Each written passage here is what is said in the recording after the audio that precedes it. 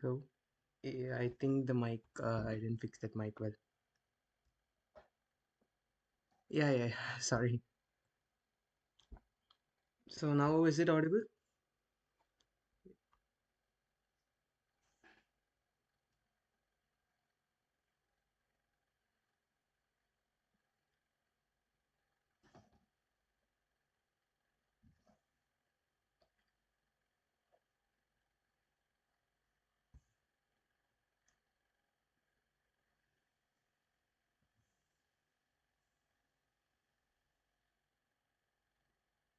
Yeah, I hope it's fine now. After I forgot to turn on the mic. Anyone can just respond. Yeah, great. Yeah, so hi everyone. So I hope your weekend had gone well.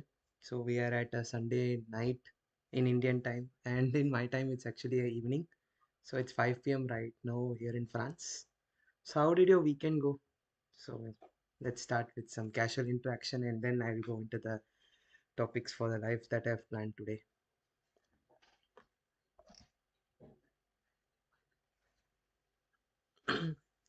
Yeah, yeah, thank you for saying it's audible. So it's my first time, so I do some rookie mistakes. We'll learn them and correct them the next time.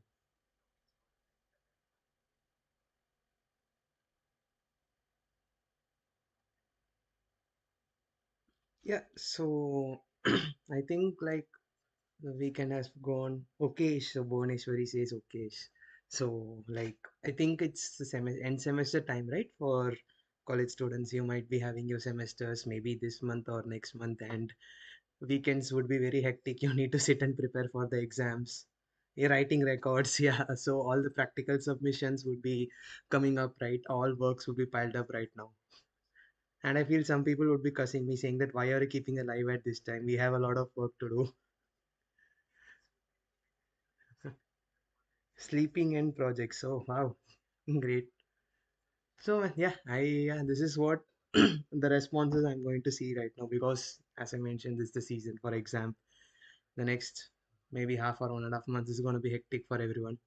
Preparation, submission records for practicals, doing experiments, all those things.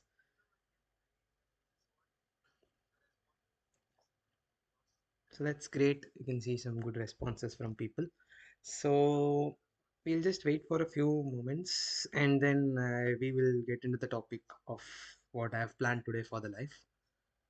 Meanwhile, if you have any questions, you can ask, and I'll always answer. I'm ready to answer these questions, and that's the reason for the live also today.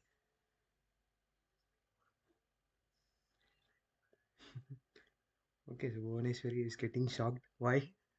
What's the reason to get shocked?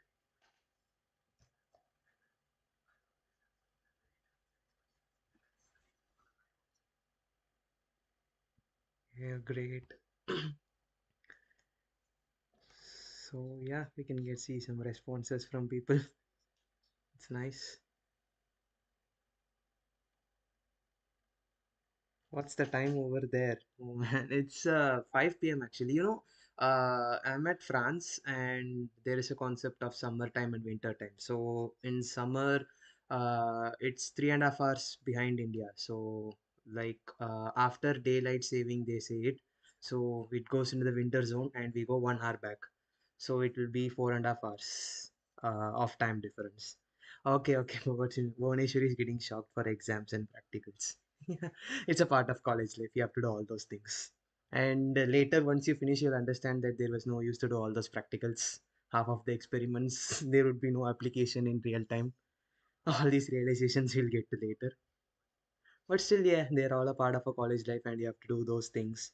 You'll feel at sometimes that what's the point? Why am I doing all these things? It's just for the marks only. Well, you will come to those realizations after you pass on through each semester. That will be there for sure. But still, a part of your college life, the things you have to do just for marks. Maybe if any teachers are there, please don't cuss me or ban me from their colleges. Okay, so we have one question. The first question of the day is from Bhuvaneshwari. So, from where did you get to know about AIML and are you a bio student? So, I haven't given my introduction yet, So, like, some of the people know about me. Yeah, some of the people here don't know about me. So I'll just give a introduction about me, a brief introduction, and I hope that introduction itself will answer the question. So I'm Sairam Aditya. So I did my bachelor's in biomedical engineering from Rajalakshmi Engineering College in Chennai, and after that I applied for my master's in symbiosis Pune, and now I am in my second year of master's, and I'm doing my research internship in Avignon, France. So, like, I got to know about AIML symbiosis just through online research only. So, like, at the end of my final year, the question that every final year student has in his mind, what should I do next? So, that's the question everyone has, right? I too got the same question, and I was thinking, like, in my bachelor's itself, I used to learn about AIML. I used to practice them, and I found that this is my thing, man. I should learn AIML and I should do a masters in it to unlock more knowledge or get to more stuffs. And then I was just searching through colleges, and then I got to know about symbiosis.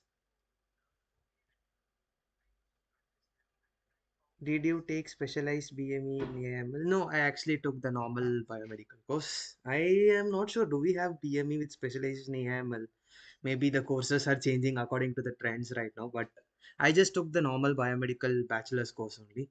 And after that, I wanted to do a specialization in AML, and that's what I'm doing right now. And right now, I'm at my second year and doing my research internship.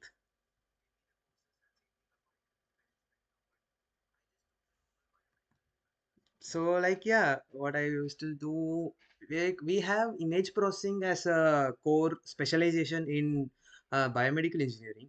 And, just like my batch had that online education time, the COVID hit at our batch. So, my second year and third year, the two important years of engineering gone and online only. And I took that opportunity and I started learning machine learning, deep learning, AIML, data science, and all the other stuff, sitting at home. And I got a hold of it. I found that this is what I like and this is what is my interest is, and I should continue. And I did some research in my third and fourth year, got an internship also in that in my final year. And then after that, I thought, okay, maybe AIML is the thing I need to do and I need to learn more. So I came into the masters. Okay, Derek says it's in Karunya University, right? Institute of Technology. I hope so. Hope I'm not wrong. Okay. See, I said you right because the courses change according to the trends. Like now you see AIML is a buzzword. So it's like, yeah, you would have seen courses in universities like AI with data science, AI with machine learning, AI with cloud, AI with IoT. So they club do all of these things together to create and market new courses, because students, like, once you finish your school and you are fixed that you want to go into engineering, or maybe many of the people don't know what to do and they end up in engineering. That's what I also did. You might be thinking, okay, I thought let's do engineering, but what to do? And at that time you go to Google and search for things, you will come up with these buzzwords. So colleges also keep these buzzwords so that you can like join their courses, but ultimately when you come inside you'll see everything is the same only. What do you think about time management? That's something which cannot be taught actually. That's something you should learn by your own. Like once you do your practice, do your tasks in a regular environment, right? Then you will understand about time management. Like how to do tasks parallelly, how to prioritize the tasks, which tasks should I prioritize, how should I plan my day. I feel time management is something which can't be taught. I like there are courses. I'm not saying I'm not against it, but I personally feel that you learn it something on your own. Next, even I need to know, Derek, what would you need to know? And then Thorn Gaming is like bioengineering is same as BME, right? I am not sure on that. See, because as per my experience, biomedical engineering deals more on with human health and more on the medical side with the hospital, the equipments inside that, and then management of a hospital. So it's, I feel personally, I'm not sure if what I'm saying is right, but I feel it's more towards the human side only, majority of a human side. But I feel bioengineering is way more than that. You involve plant also, you involve animals, you go into the microbes also.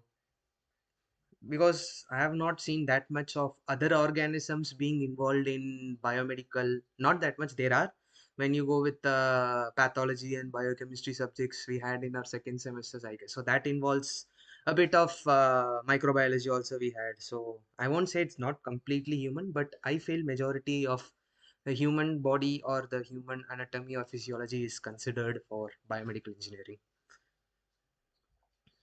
Also, yeah, so Dinakaran BMR has a doubt after learning AI, where to start to search job. Okay, don't worry, Dinakaran. This live is planned for that. So I'm just going on through some few questions, and as time passes, I will start with the session. Like I have planned 3 to 4 components in this live, and I'll be showing what to do. And after that, yeah, I feel you can ask this question and I will say it. So I'm just taking some light questions as of now to start the live. Once I start with the components that I've planned, and after that you can ask these questions, I feel it would be appropriate for me to answer then. Because I feel you would have got the answer through this, but even if you had not got the answer, I will say it once again so that you will understand it better. And is 3-page CV is over kill for a final year undergrad student, as I have experience in different field like web development and graphic designing. We'll come to that. Yeah. So I have a see. I'll mention the components. So first component is the research component. The second component is about LinkedIn. The third component is about resume, and the fourth component is about the job. So these are the 4 components that I'm going to talk today, and I hope these doubts would be answered in that. If I have not answered, then after the components, I will once again come to the question answer section, and um, you can ask these questions once again. I'll answer them once again. And Derek is asking, have you faced racism in France? Hope, like, luckily not till now. No, man, like I don't feel that much of things going here because there are mixed ethnicity here. I see people of different ethnics coming together. So I don't feel it's like more of a community. Like I'm saying about the place I live here in Avignon, I have seen people from different races and different ethnicity living as a single community here. So there is no, hopefully there is luckily no racism here in France.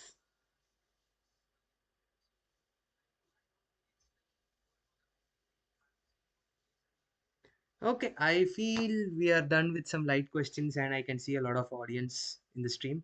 So I will start with the components that I have planned for the live today, as I mentioned already. The research and then followed by LinkedIn and then resume and at the last jobs. Let's see how much we can go about this today.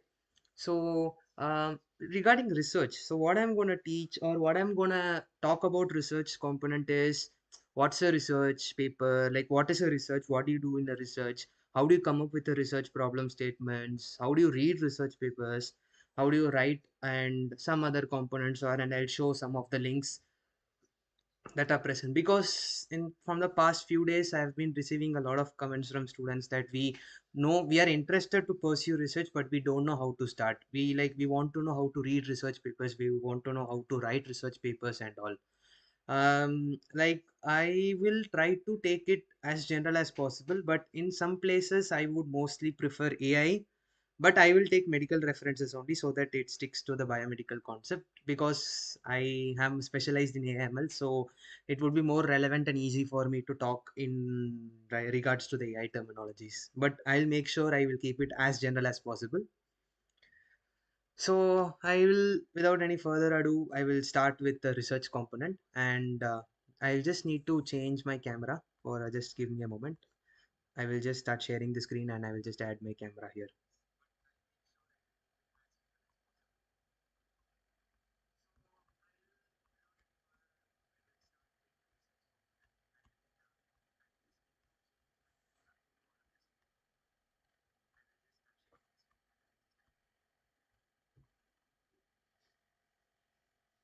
Yes, I hope that my screen is visible. And let's start with the first component of the live that I said, the research component. So, yeah, we have a where do study BME? Cookies has asked. This is a very vast question, man. There are a lot of resources. I think there are videos in the channel already which describe this very well about the different courses that you can do, how you can plan your 4 year. So this is a very vast and general question, but I feel there are videos in the channels which will give you the answer to this question. Yeah, so great. So now we'll start with the first thing. So I would like to show about two search engines, majority search engines that you can use to collect research papers or to read. So the first one is obviously Google Scholar. It's an extension of Google that is specific for research articles and all the other things.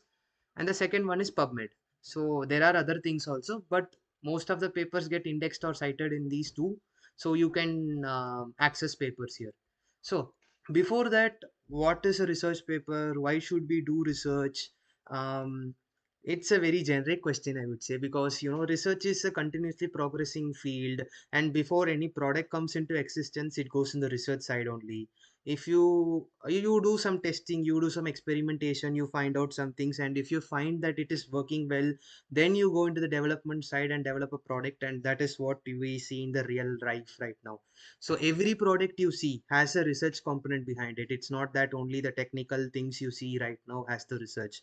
Even a small pen or even a toothpaste that you design or you create even has the research component behind it. So it's not that research is only on the technical side or not like that. Every process or every aspect in the world has a research backing behind it. And whatever companies you see right now have a separate wing called R&D, so research and development wing, where they research extensively, try out different things, do different several combinations, and then they try test it out. And once they find success, then they do work on the development side and develop their own product. So research is something like this which you need to understand, and I hope you would have understood the importance of research here.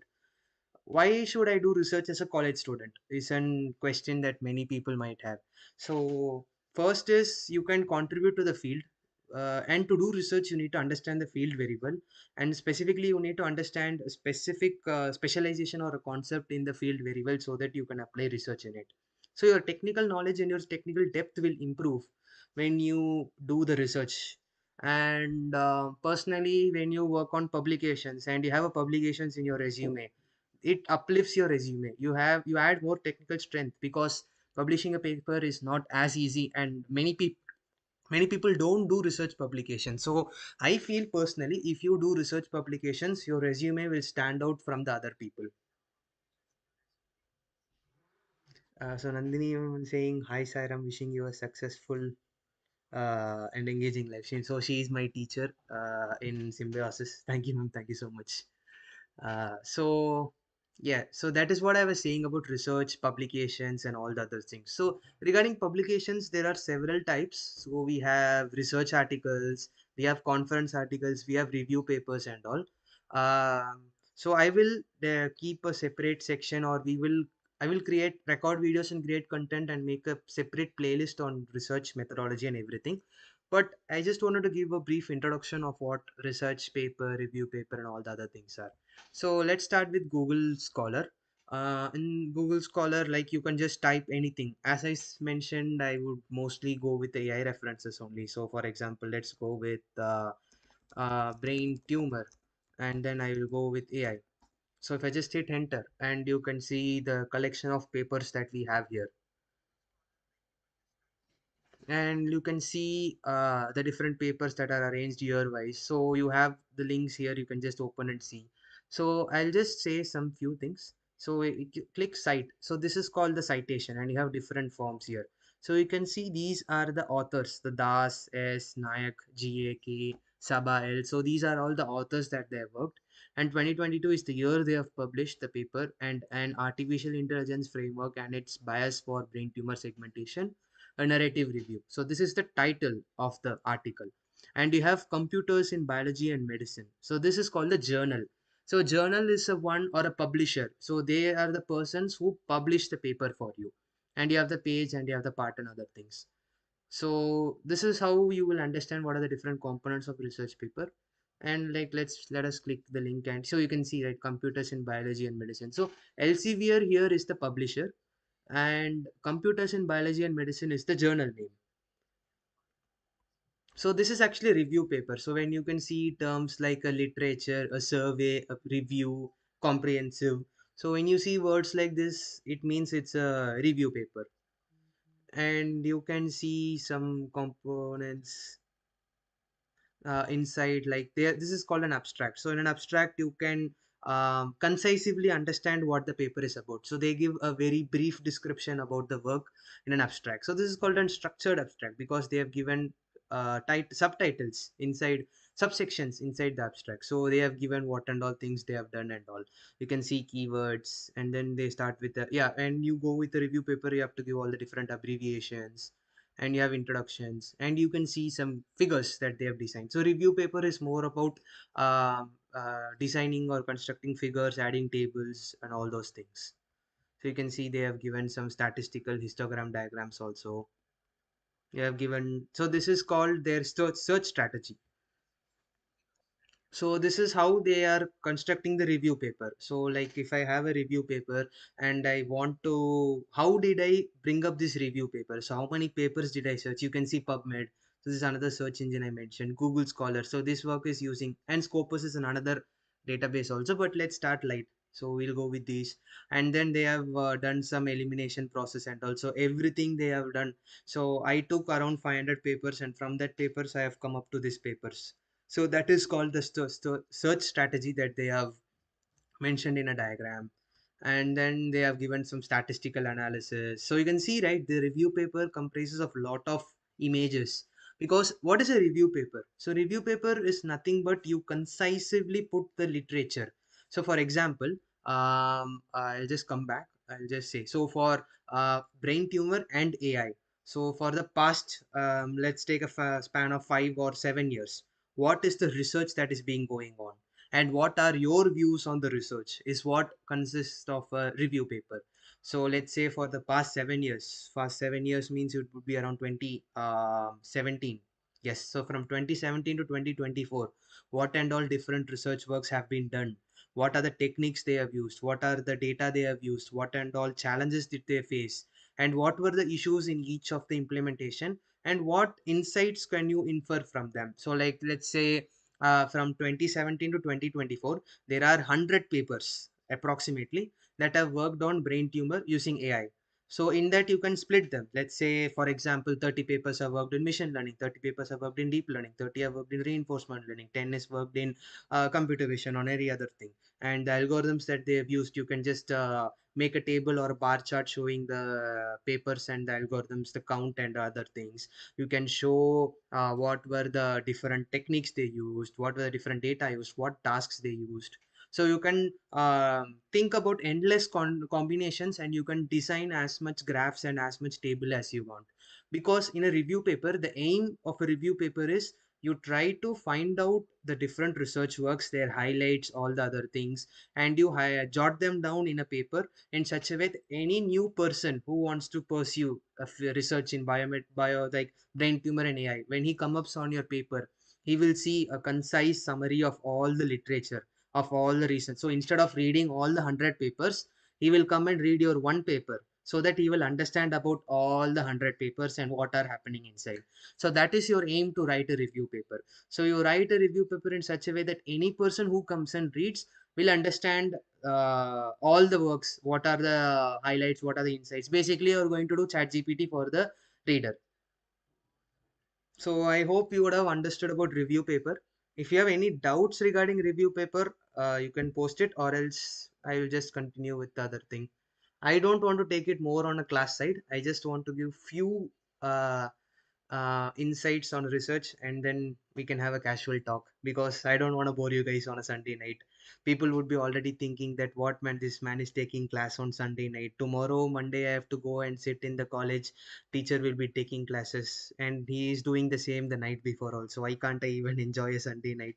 I don't want to keep it like that. So I'm up for some questions.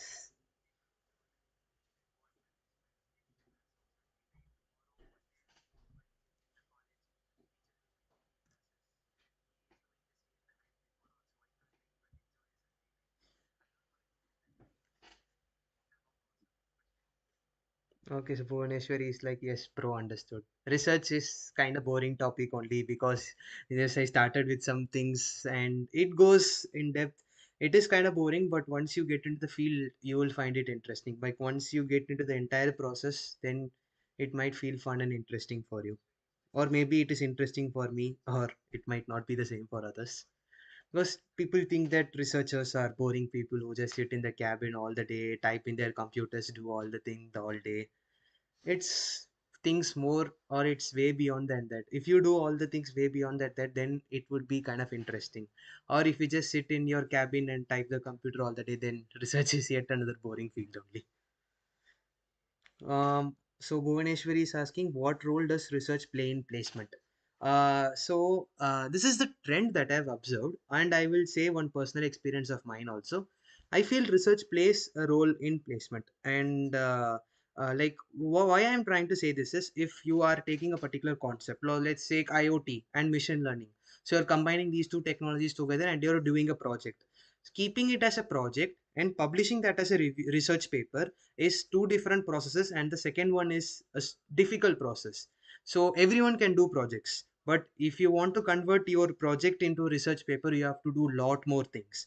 The very first thing is innovation and novelty. So these two things play a major role. You can't copy paste another's project and then publish it as a paper. The research community won't accept it. You have to bring up something novel. You have to implement something of your own and show that from the existing, this was the problem I identified. So it's basically like what you do in product development also. You find out the existing products, you find out what challenges or drawbacks they have, and from that you try to come up with novel ideas which will overcome those drawbacks, and you develop something of your own. And once if you find a significant contribution and you feel this is something I have to showcase to the world, to the research world, then you start documenting your results. You document the entire process and put it as a research paper, and you publish it. So saying all this itself is very tough, and doing this is going to be obviously tough. And if an HR or any other person who comes to see this in your resume, they will understand all these things because they are in the industry. They know how tough it is to convert a product to a research paper and all the other things. And I feel they will appreciate that. And as I said before, research papers publications will make your resume stand from the others, because majority of the people don't do that.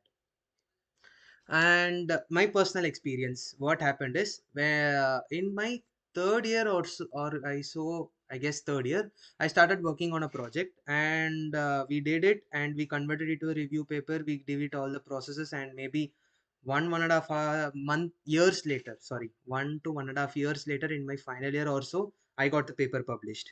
And as every student in my third year also, I started doing my job search. So I started applying for companies. I will say how I did in the next section, but I started applying for companies, and I couldn't get that much response. So I won't mention a name, but there was a company in Bangalore for which I had applied, and they didn't give me any response.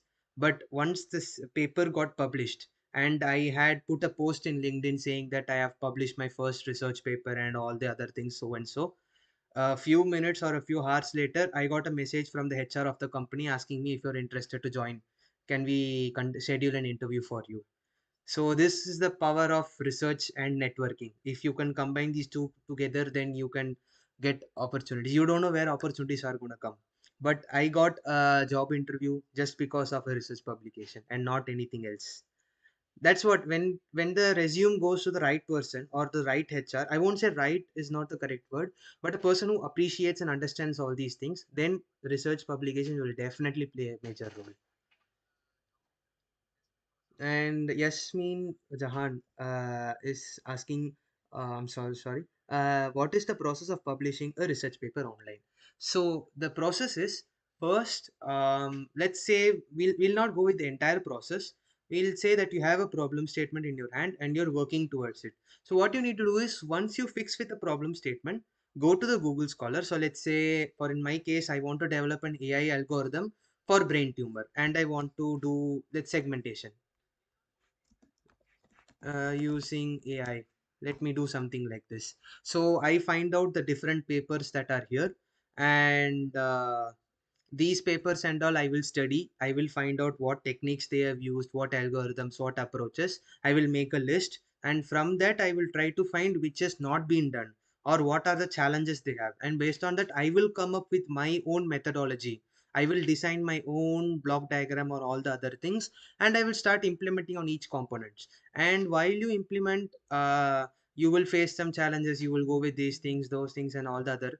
And once you have finally come up with the entire pipeline implementation, everything is over, then you document the things. So like you will start writing the research paper. In that you will write the introduction to your research work, that okay, let's take one particular paper. I'll just, yeah, I think this paper would be good. Yeah, so what you're going to see in a review, then this is a research paper. So you see introduction. So they are just slightly getting into the topic. So in an introduction, they would mention why should we do this project? What is this project all about? So it is about brain tumors.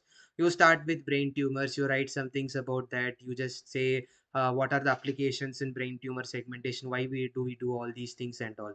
And then later you come up with you go with something called as literature survey, but this paper doesn't have it.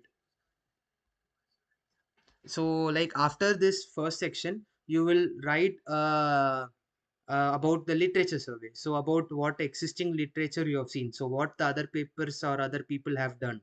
And then you try to write a summary of that, and you say what challenges they have experienced or faced, and then you come up with your own work.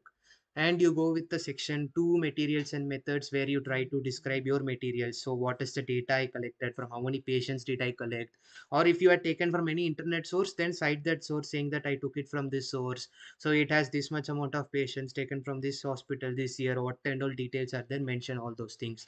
And then you are designed with a research pipeline, right, that these are the steps. So once I get the image, I will do this, I will do that, this, I will apply this algorithm, and then I will give it to this algorithm. So the step by step algorithm procedure that you've written, right? So make a subsection of all the components, mention all the details inside, and add some images, formula wherever you want. And after that you come with the result section. So what and all results, your tabulations, figures, and all the other things will come up here. And after that you come up with a section which many people forget, and the most important section, which is the discussion section. So in this section you try to discuss your results, like what, if you have applied different algorithms, you compare them and you say which is the best, what was the time taken for each, so which one was the best, which gave the highest results.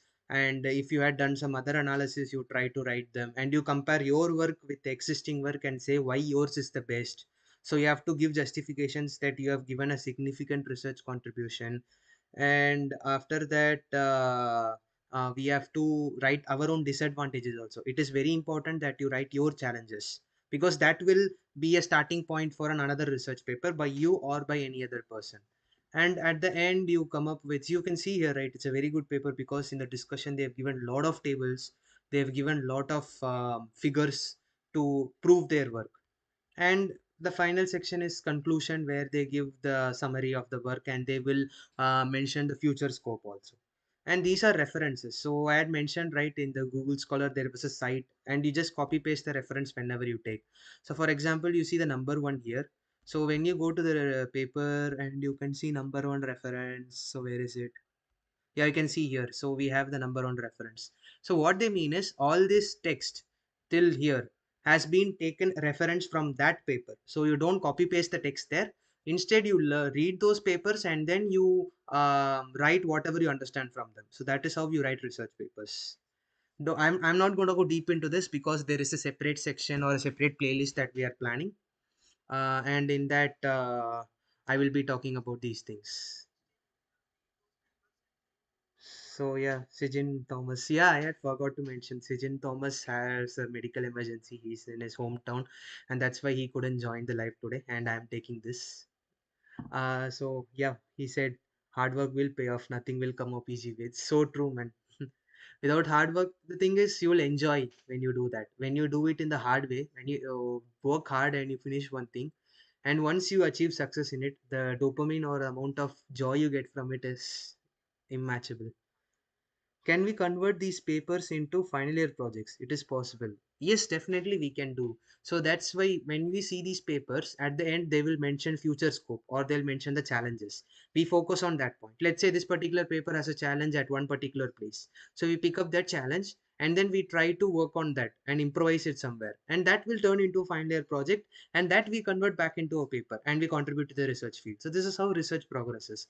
So one people one person does something, he shows that in my work this is the challenge I have, so another person takes that as an inspiration and works on that and publishes it. So this is a continuous process that goes on and on. Research is never ending.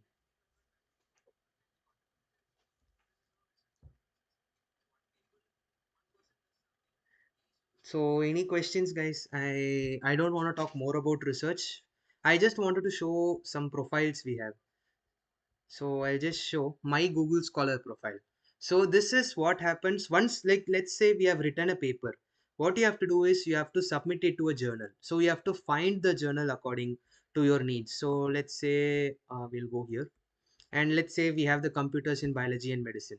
So once I one go here, so it says it supports open access. You see a lot of parameters. I'm not going to mention any of those here, but based on the parameters you can choose your journal you feel, and you can see publish. So you can see submit your article. So if I click this place, so it will come to editorial manager. You have to sign in. I have not done all these things. And after this you can submit your manuscript. So manuscript is nothing but the paper that you have written till now.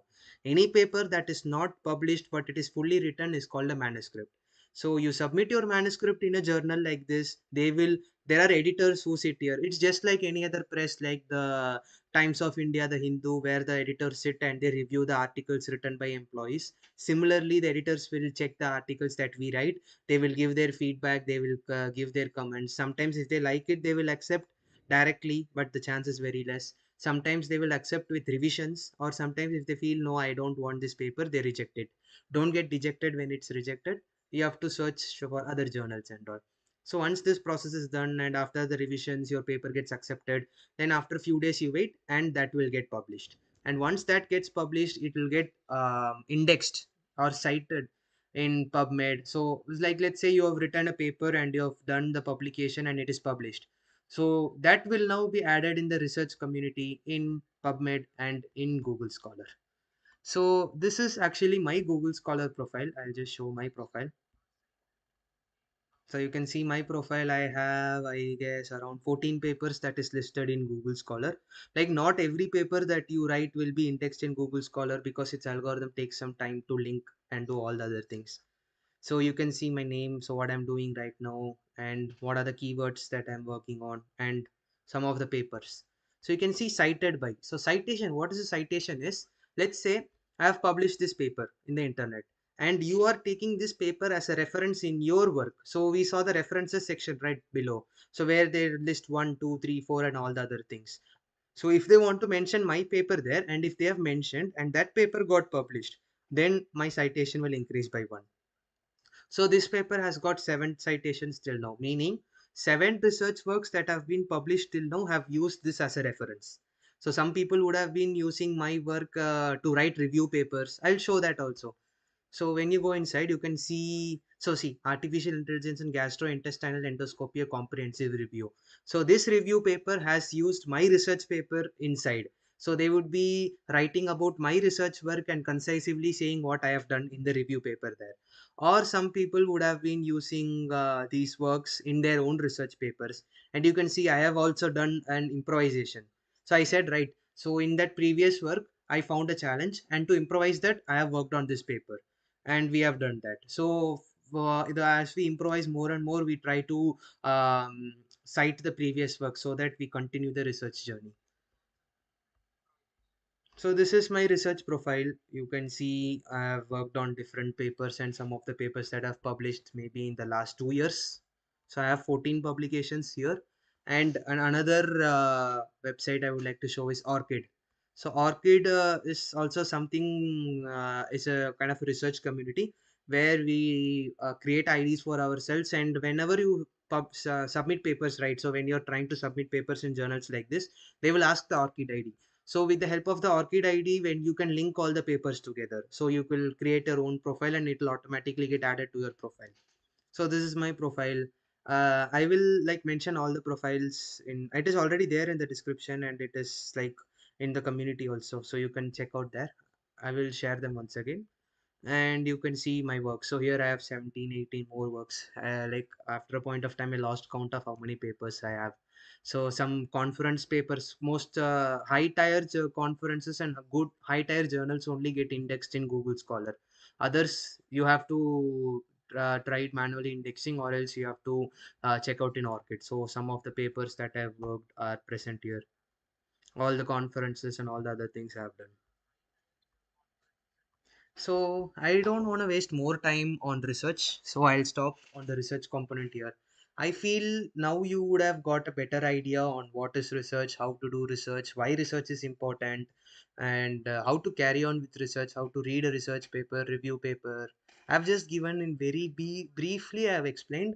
Don't worry, there is a special playlist that we are planning. I'm going to record videos on in-depth videos of all these concepts, how to write. So whatever research doubts you have, I will be answering them in detail in a video playlist that we are planning, which will be released soon. So as of now, any questions regarding the review, regarding the research part? I feel I think this is a very boring part where I'm talking monotonously about research, blah blah blah, boring stuff. So if any questions, we can see. I'll answer them, or else I will go to the next part, that is LinkedIn.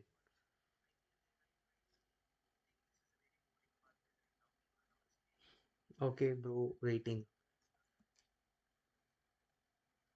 Hmm, I wish my college professors taught all this. And I would also say the same thing. I wish my college professors also taught these in detail. These are some things I learned on my own and I knew. So I think I will go to the next topic, and the topic which is in interest for many people, that is LinkedIn. So LinkedIn, how to optimize LinkedIn? I think Sijin has already spoke on this, and there are videos in the channel also on how to optimize LinkedIn. There were some live workshops also conducted by him. I'm not going to take much time, but I just want to show how a LinkedIn profile should look like. And even mine is not the ideal one. I'm also working towards it continuously. But okay, Biomed guy says my paper is still on the way. Congrats, man. Great. It's a great achievement, because as I said, writing paper is not easy stuff, and if you're doing it, it's always great. Yeah, so coming back, so what should a LinkedIn profile have, and what and all things should it? See, according to me, a LinkedIn profile and resume is almost the same. So you, whatever components should be there in a resume should also be there in a LinkedIn profile. So you see, I have a background design, and then I have my photo. And regarding a photograph, keep a straight view, professional photograph. You in your professional attire. Don't keep selfies, and don't keep all the things that you put in Instagram and all the other things. Don't put those images. Keep a professional image. That is very required. And you can see here. So this is called a badge, basically. So you can see the frames. So we have open to work, we have hiring, we have services, lot other things. If you keep open to work, it means you are letting know people that you are looking for jobs, or you are open to work in any organization. So once you get a job, don't forget to remove it, or else people will still think that you are working, you're looking for a job. So I'll just keep it as it is. And you can see a bit of a summary of myself. So this is what many people do. So you don't write blah blah blah blah. You don't have many words also. So you just have 100 or 150 words or characters. I'm not sure. So just in brief mention about yourself. If I want to say who am I in just very brief, then I just use this. So currently, what am I doing? I'm a research intern at Avignon University, and I'm doing my MTech in symbiosis. And before that, I was a biomedical engineer. Like, I am a biomedical engineer. I have done that, and these are some things that I know and I said that I do. Just briefly explain what you're doing. And you, when you, like, this is a trend that I've seen. I don't know how we can say this character, but you just use a vertical slash to keep it as words. Don't write paragraphs and don't write sentences there. It's better you keep it words separate. And then fill up all your contact information, add your personal website if you have, add your address, mail, all the other things. It is essential, because if HRs want to contact, they can directly contact from here. And next, we come to about. Obviously, I don't need to say a lot. Just go to chat gpt, say things about yourself, and then put it in the about. I don't even think many people go and read your about. I'm not seen. I personally don't read people's about. If I'm interested, I go and read their about, but I don't mind more much on the about section. And next we have, I'll not go to these parts. These are activities and then experience. So if you have done any internships or if you have gone through any job, all the other things, then you try to put up those things and experience. So how do I do is just add a position and then go inside and write the title, employment, all the other things, fill it, and may mention your description well. Here the description might play an important role, because let's say if I'm doing an internship, I'll show that also. So I have done my internship here, so you can see I have done an intern. So if you can see, this is what I have written as an description. So what I have done, what and the projects I have done, what and all contributions I have done, and what are my roles and responsibilities. You can keep it structured or unstructured, it's your wish, but keep about the yeah, Sujin, yeah, we were just discussing about that, uh, that vertical slash. Yeah, and next you can see all the other things. Try to add media also. The more and more you add media, the people will get to know more about what you have done in the experience. And another thing about LinkedIn is, once you add the position, it will automatically recommend you to create a post out of it. So once you save and you write it, so it will say, can I put a post on this? So write a post also, so that your network or your circle will get to know that you are doing all those things. And after that, mention your education, basic things. You have to add your CGPA, whatever things are there inside. And same, what did you do in your 3 year, 4 years of bachelor's, or what did you do in your 2 years of master's? So all the things you write, whatever certifications or whatever things you have, major things, you can just put it there. And then coming to certifications, don't like just show up the most important certificates, man. I see people putting hundreds and hundreds of certifications in this section. It just drags and goes long and long. See, if you are a starter and you don't have certifications, I recommend you to post whatever you have.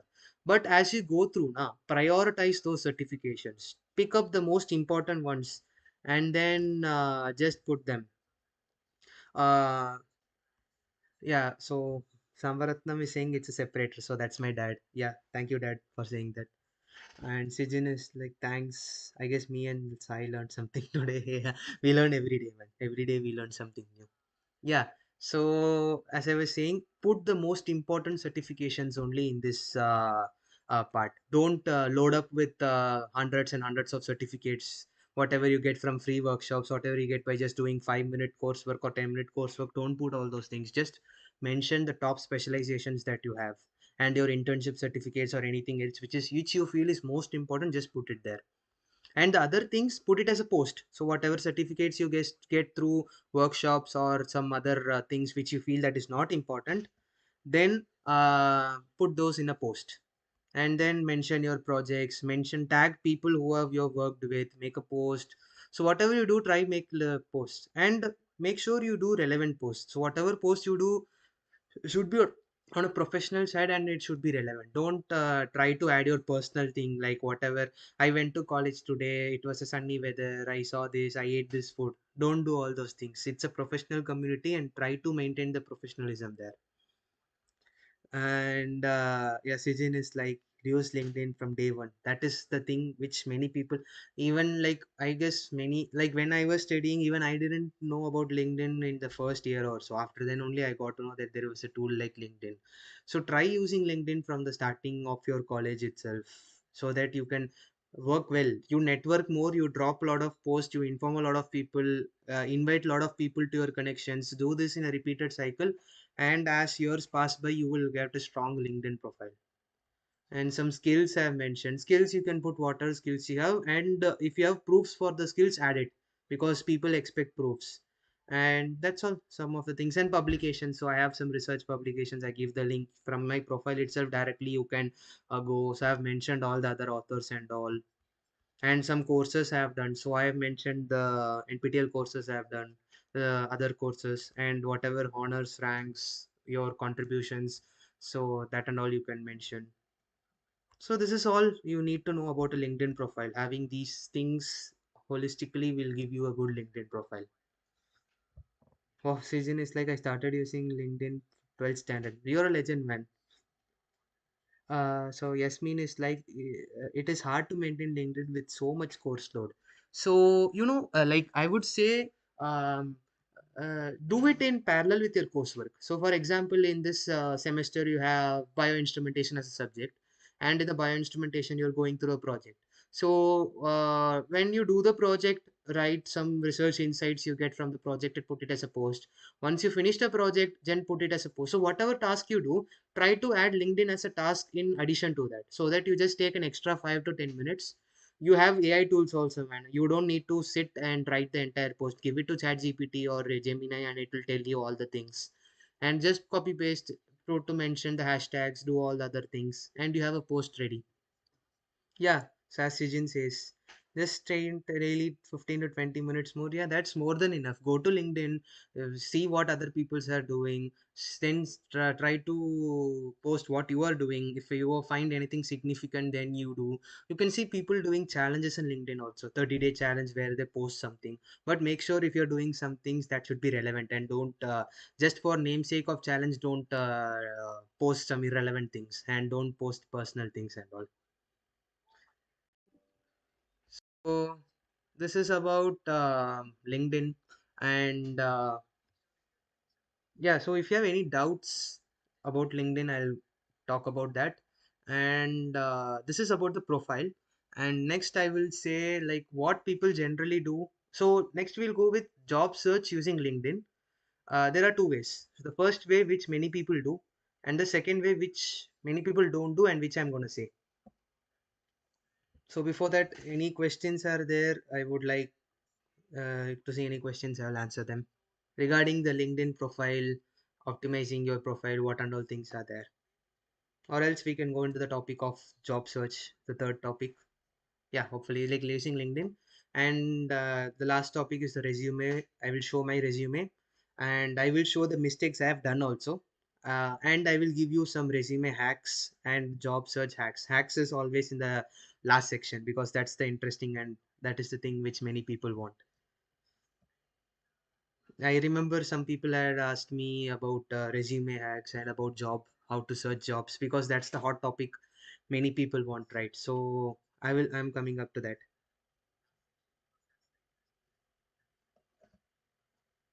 So any questions, guys? Any questions regarding your LinkedIn profile?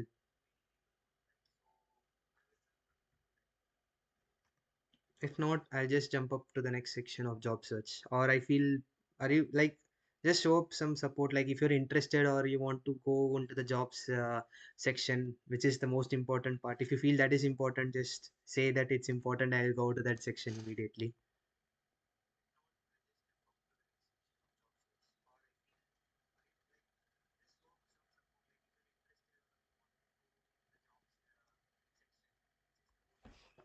So I'll just wait for a few minutes or not, or else we'll just jump on to the next topic.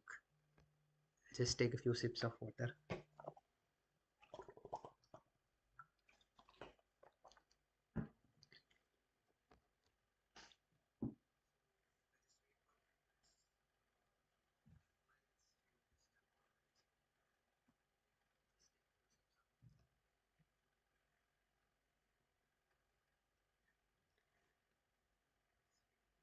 Okay, so Yasmin is like I'm interested. Bhuvaneshwari is like I'm interesting.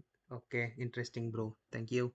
So internships, yeah. So I think everyone is more interested on this topic, like how to search for job, how to search for internship and all.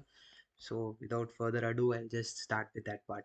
So the first thing is you obviously know LinkedIn has a separate section called jobs. I will go with the conventional way, and then I'll go with something which I did to maybe effectively find jobs and effectively land into jobs and internships.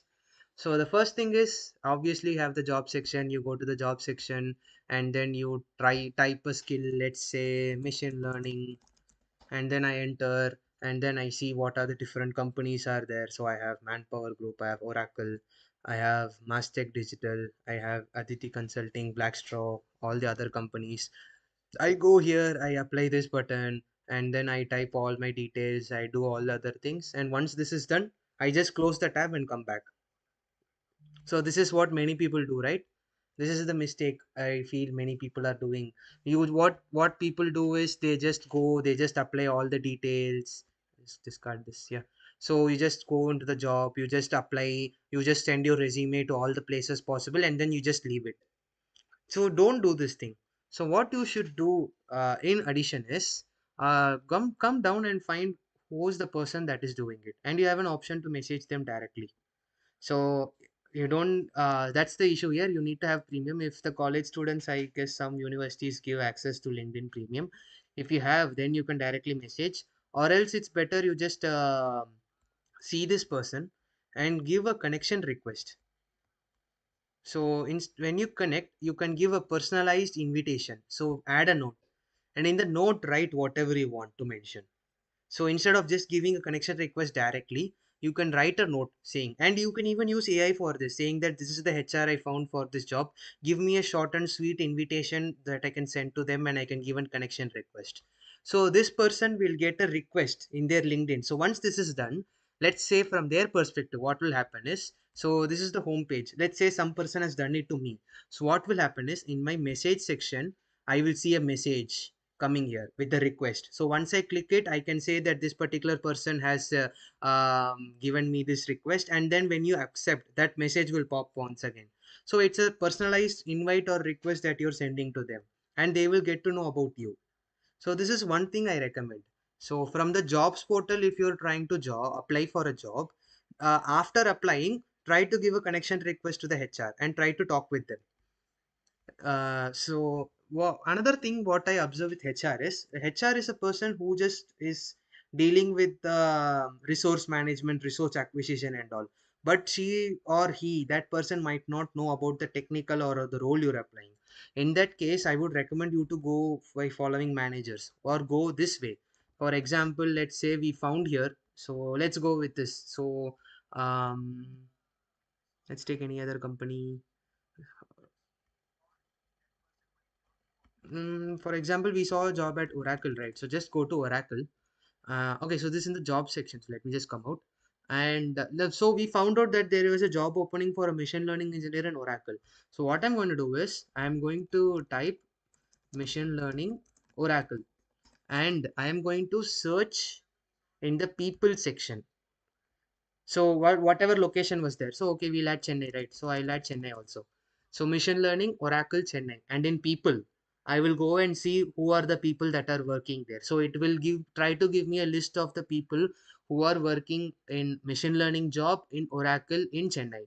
So pick one person, whoever you try to give request to all. So when you connect, try to give a note saying that I got to know that you are working as a machine learning engineer and Oracle, and I would like to I'm interested to know more about the job, and then give a personalized invitation to them. Once they accept, have an interaction with them, then ask them, sir, I'm interested to know how machine learning is being performed or it is being done in Oracle. What are the things you do? So once you start talking with them and they give some response, and then you don't share your CV. So this is the another thing I would like to say.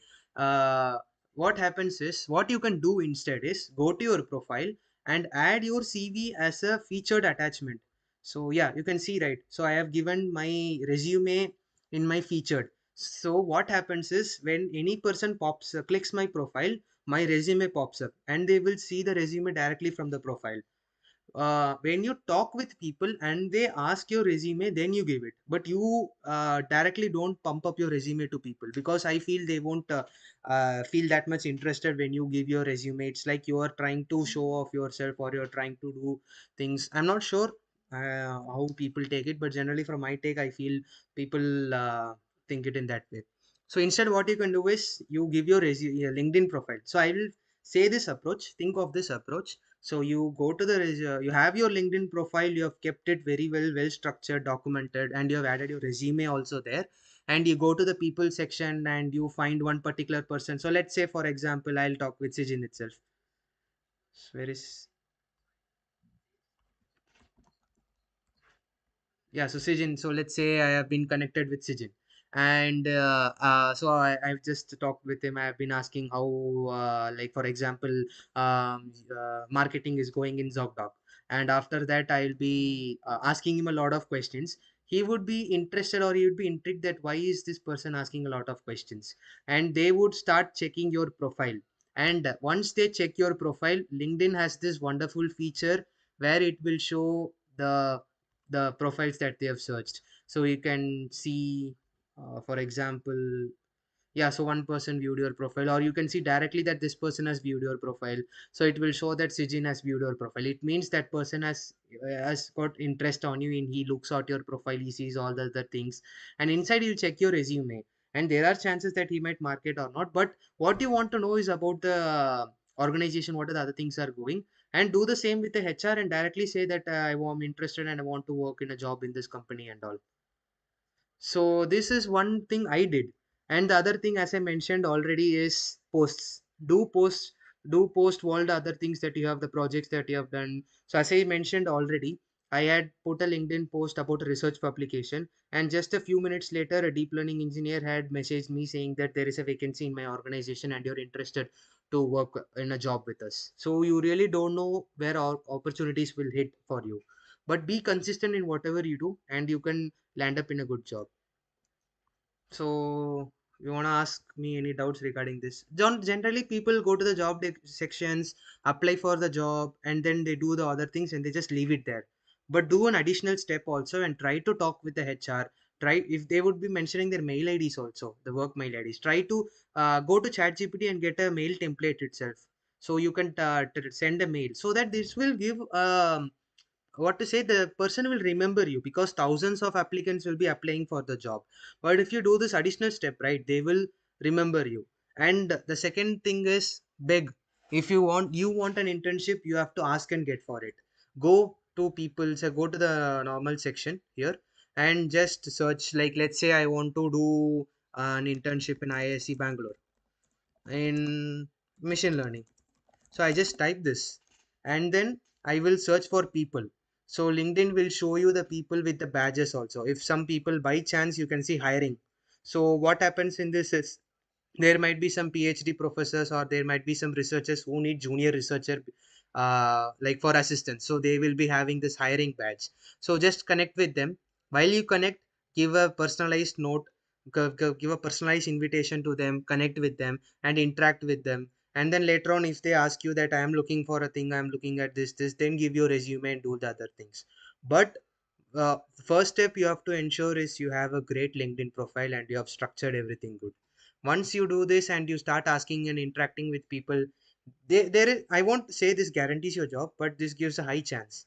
And another thing I would like to say is I have seen recently posts in LinkedIn where the HR directly puts a post say giving about the job description and saying comment I'm interested, so that I will add you, comment I'm interested. This thing, I would like to quote something about Deepinder Goyal. So he is the CEO of Zomato. So what he had said in his recent post, I think it might be there.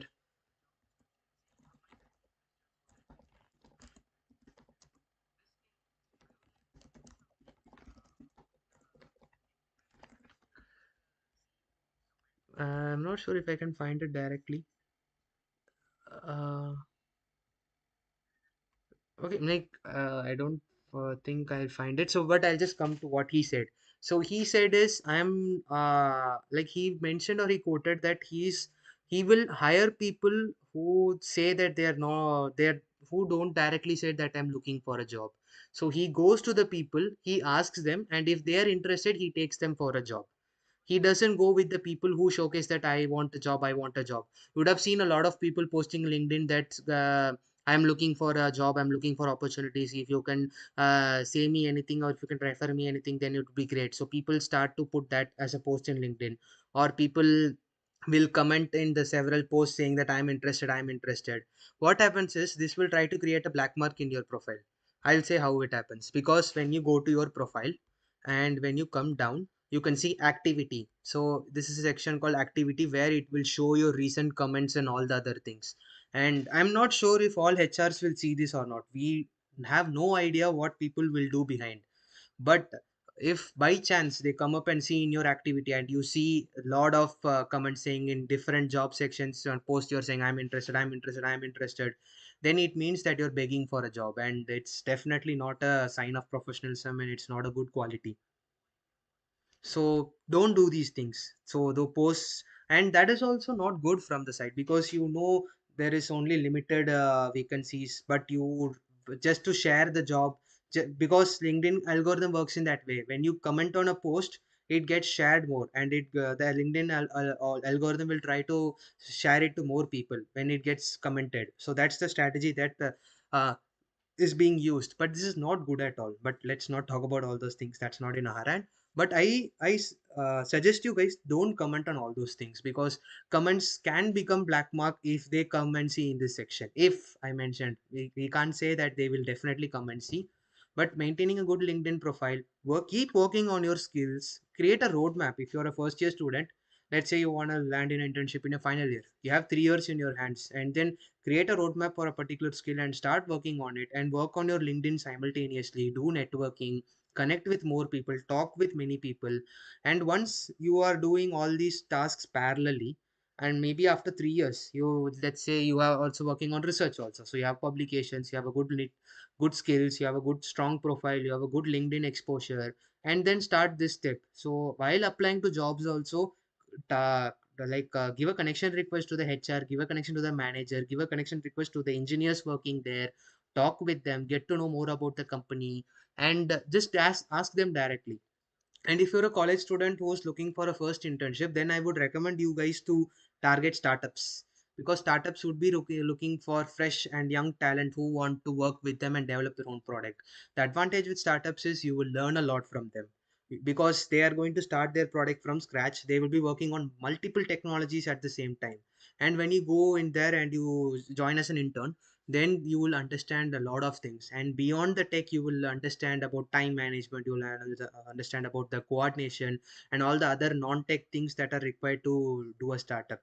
You will get a holistic package of learning, which you might not get working in an MNC also, and that will give you a boost. If you have done a startup internship in a startup, you can show in your interviews that, sir, I have worked in this, I did this thing, and in this internship journey I learned all those things.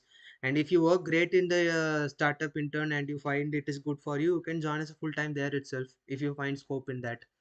So how you can go is just take a startup and then try to contact the CEOs, COOs, the lead HRs, or the people in the C-suite and the elite people. Nah, just talk with them directly, and then ask them, sir, that you can go and beg with them directly, because they also want talent. You also need an internship. So you just need to find the right person. So if you guys meet together, then there are high chances you might land in an internship with them, given your skill.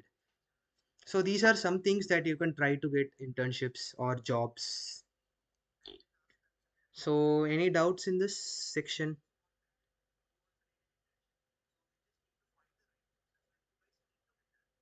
So if you have any doubts regarding this, if you want to criticize me that saying, bro, this didn't work for me, what should I do? Or whatever you said is wrong, I'm open for criticism also. These are some things that I followed. And even research had helped me to find a job. Ultimately, I just feel you don't know where you will get the opportunity.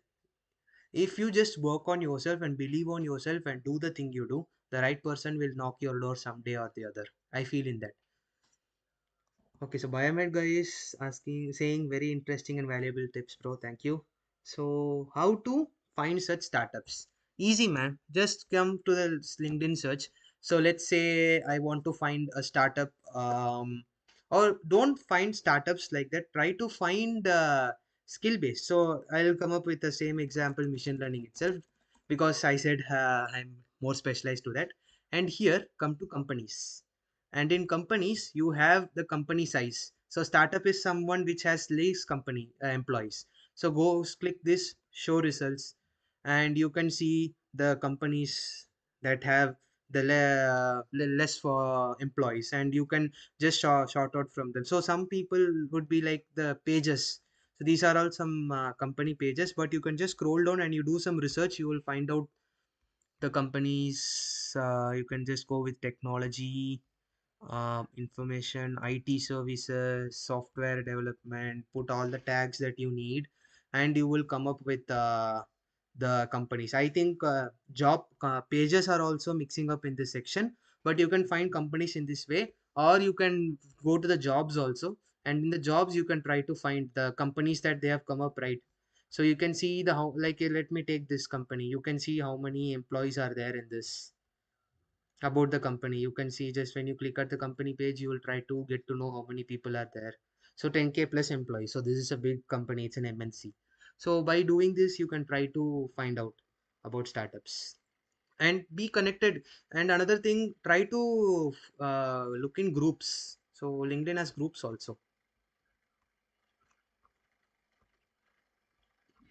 Think we have groups. Yeah, we have groups. So in groups you can go and you will see the members of different people in the group. And you when see if you have joined a group like this, and you can see people posting different things, and if you find any person interested, you just go and talk with them. And you can find startups here also, but the best way is you can find in the direct search itself. Get connected with a lot of people, man. Increase your network. You have a weekly connection limit, I guess. You just try to connect. Don't connect with random people at all, but find people who are interested with. So target with companies. Let's say I am interested in Nvidia, then just search Nvidia, and then try to find the people. This is in groups, right? Yeah, so this is in groups. I search all of LinkedIn. So you can follow the company and then go with the people and see the different people that are working in Nvidia, connect with them, increase your connections and try to talk with them. So when you connect, don't directly do connect. Instead of that, give a note and then talk with them. So just see their profile and see how it suits you, how interested it is to you, and then try to talk with them and say that, ma'am, I found your profile, this is interesting, I would like to interact with you, I would like to know more about your work, I would like to know about this. So just put a personalized invitation and they will understand what is your need. Talk with them more, and then you will understand, they will understand about you, you will understand their work. And you just ask with them directly itself. If you feel there is a good rapport between you two guys, then ask with them directly that, ma'am, I'm looking for a job. Does your organization have any role, or do you feel if and I can fit in your organization in any place? Ask them. So once you do this, they will just look in their internal tool. They'll find if there are any vacancies, and then they'll help you. If you talk with senior management also, if you go well with them, you talk with them, then they will go with referrals also. Or you can do another way. You try to collaborate with them in one or the other way. Sir, let's say this particular person has a skill in signal processing. So I say, I'm interested in signal processing, sir. Can we work on a research project together out of your organization, something like that? And after that, he will come to know that you are skilled. There are high chances that he himself might say, can you work in my organization? I find you are skilled. There are endless possibilities. I won't say all of them will give to the it will go to the correct gate, but you have multiple roads. You just walk parallelly in all the roads, and there are chances that you might end up in a good gate, or you might end up in the right path, or the right path itself might come to you when you just trust in yourself and work in yourself.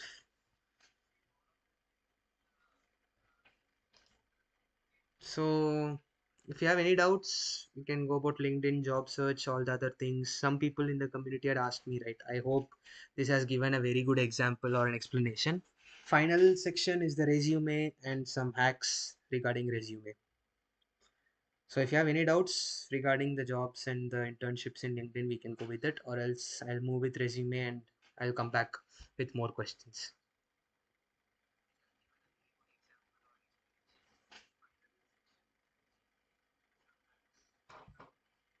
Any doubts, any questions, any things you want to share?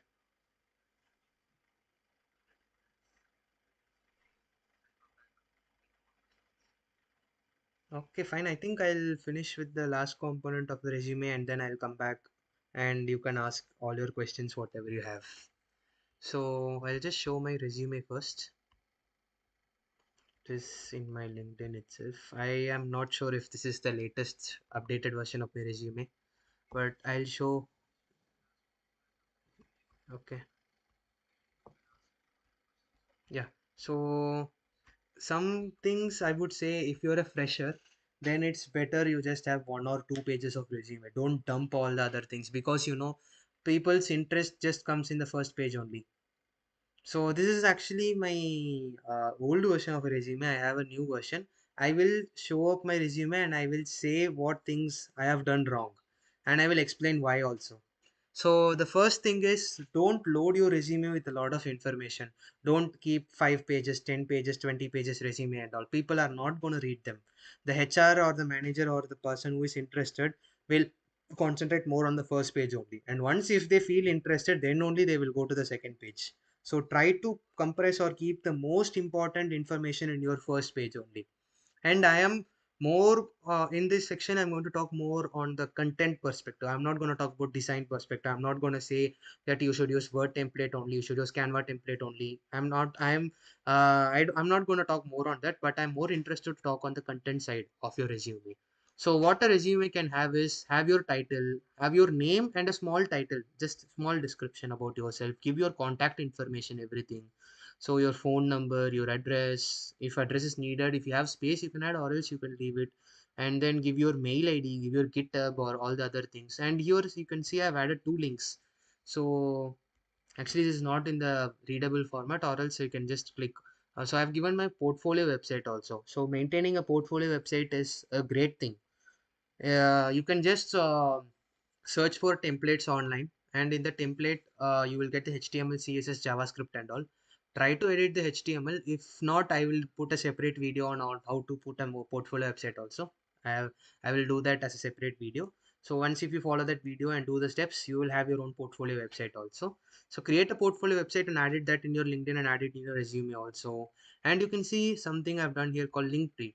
So if you have multiple links and you don't have the space to add all the links, just create one link using Linktree. So in my Linktree, you can see my portfolio, my Google Scholar, GitHub, Orchid, Kaggle, Medium, PyPy, what all the other LinkedIn, Instagram, everything, mail ID.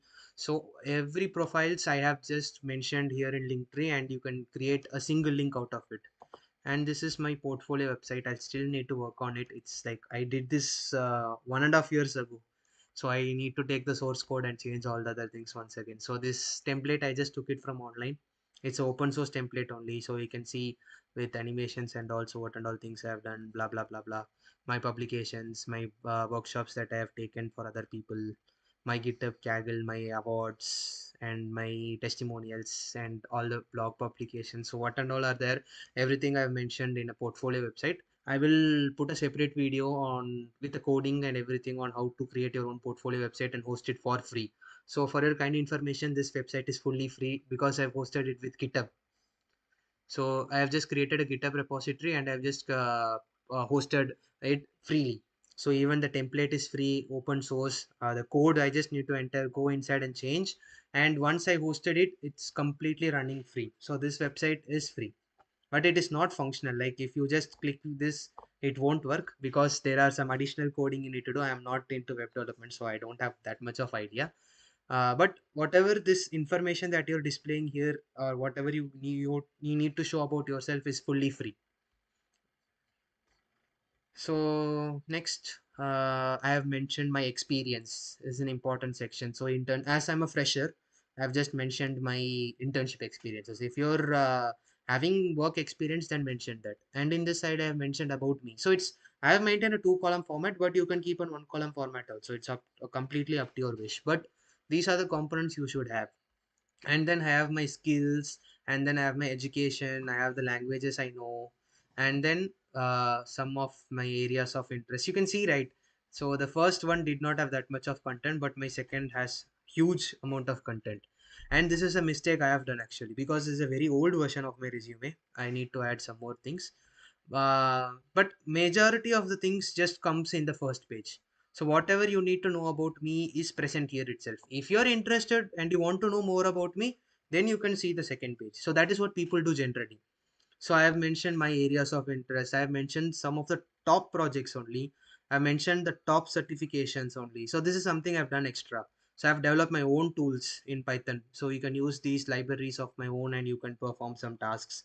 And then some of my publications, I have 20, but I can't list all the 20 publications. That itself will go for many pages. And some of my best awards. So I got All India Rank 1 in NPTEL course. I won some hackathons. I got some extra excellence awards in my bachelor's and in my master's. So I've mentioned all those things and all. So The this is my resume, and the mistakes I would say is you can see a hell lot of text in this page. So I can reduce them. I can try to do something and work on that. And the second and the most important mistake that I have done and many people do is this part, the skills and the languages part. I will say that why. So everyone here knows about ATS, right? So ATS refers to applicant tracking system. And in recent world today is running in AI only. So AI has helped to automate the resume selection or shortlisting process. So what happens is the AI algorithm, when I submit my resume to the AI algorithm, it will try to generate an ATS score. So and based on the score, the this one HR or the manager or the person who's interested will try to see if I'm fitting for the job or not. So what it does is, or what does the algorithm does is, it tries to extract information from my resume. So this is an unstructured document, so from that it will try to extract structured information, and from that it will think and it will decide whether this particular person fits for the job or not, and it gives a score in accordance to that. So what mistakes I've done here is, you can see languages I have given in a pie chart, and in the skills I have given as a bar chart. How will the AI algorithm what will it understand from this part? That like what am I trying to say from this? If any person who visually sees this, he will understand whatever I've written. But if an AI algorithm is automatically trying to scrape information from that, then it will get stuck in this part. It doesn't know what to take from it, and it will just ignore this. And this is very important section, right? So you try to keep your content in a resume in a more extractable format for the AI algorithms, the AI ATS process. So this is one major mistake I've done here. And language, it's not necessary to put it in the first section also. As I said, this is a very old resume of mine. I have some updated version. I need to update it more also. So this is also from a Canva template only. I don't know. I don't want to talk about the templates, other things like, can you take a template which has been used already and put your things. You can see many people sharing their templates that has helped them to get into good jobs. You can just use other people template. I feel there's no fault in that. But I am more interested to talk on the content side of your resume. That what and all things are kept here. So try to be concise and precise in your content. Keep what the things which are most important are most relevant only. Try to add more links and try to use Linktree. So if you can just mention the links now, then when they check, so they will read your resume first, and if they feel, man, this man has done something, this candidate is kind of interesting, he has done a lot of things, let me check his other work, and that person will check the link, and then they will come to my Linktree, and then they will go to the other places, and then they will feel that, man, this person has done a lot of things, I think he can be a better fit for the role and the organization, and let us go with this person. So for to catch the person's attention, just put the important things and keep the links, so that if you have captured their attention, they will go and check all the other things. So these are all the four components or sections I just wanted to talk in today's life: the research, the LinkedIn, the resume, and about jobs. Yeah, finally, one hack. Yeah, I just remembered this thing. So I remember one student who had asked me resume hack. So I will say one hack. I am not sure how many people have known about this. So before going to the hack, I would like to say, see some comments, see some chats. People, if you're really interested for the hack, just say I'm interested or show some support. If because I'm sure the hack that I'm going to say right now, you no one would I am not sure how many people know this, but this is definitely an interesting hack on resume that I'm going to share right now. So I'd like to see some chat and I would like to see some support. So just comment I'm interested or anything relevant to that. Or have you guys slept that I am continuously taking classes for 1 hour in a Sunday night and you guys slept?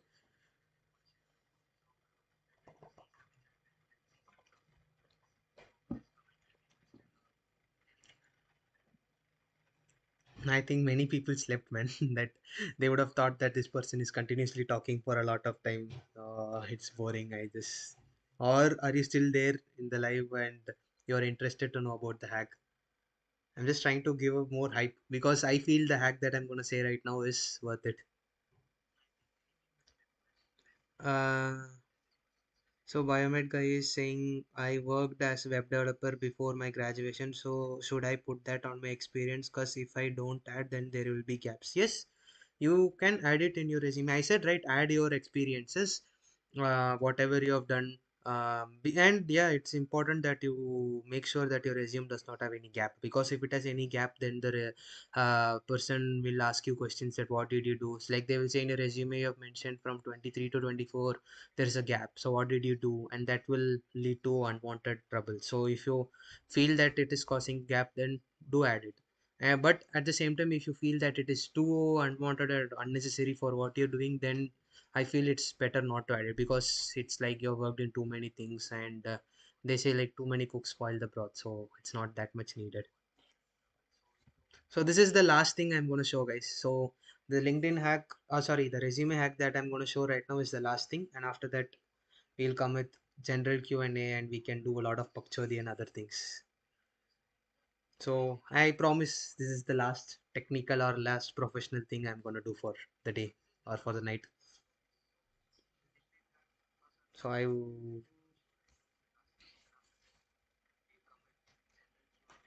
so any questions? Are you up? Are you interested for the hack? I would love to see any comments, anything you would like to share and you would like to express right now.